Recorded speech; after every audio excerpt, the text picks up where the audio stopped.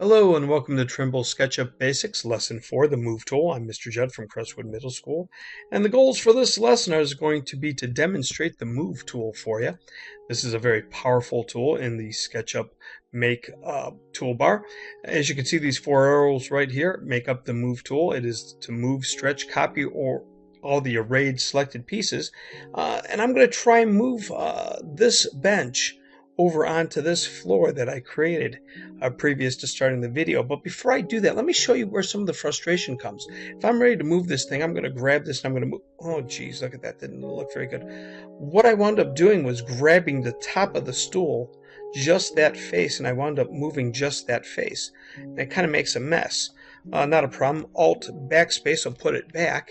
What I want to be able to do is highlight the entire stool and do that. So I'm going to move a little bit over here and use my arrow and highlight the entire stool. Now that it is completely highlighted, as you can see, the whole thing has the blue polka dots on it. Now that I'm doing that, if I want to move it, I can just simply take the move tool and I can move it onto the table, or onto the floor, I should say. So I move that table onto the floor, hit the escape key, I'm all set, it's done, it's moved onto the floor. Very, very helpful. But that's not the most powerful part of the move tool. So let me put that back, let me highlight that again, and I'll show you the most powerful way to do this, and that's to leave it outside of the room and use the copy feature. On the keyboard, if you hold down the control key and then press C, you've made a copy of that stool. Nothing happens on the screen, but when I go and I hit Control V, which is a paste function, you'll see that it'll create a duplicate stool. I can put it right on the face, and I can make multiple stools. Control V, multiple stools, Control V, Control V, Control V, Control V. And every time I do that, it creates another duplicate of this bench over here. Very, very helpful. If you spend all your time making a really nice chair for a dinner table or something like that, you don't want to have to make that 6 times. This copy feature is outstanding, and you use the copy feature using the move tool because you can put it on there. It's very helpful to do.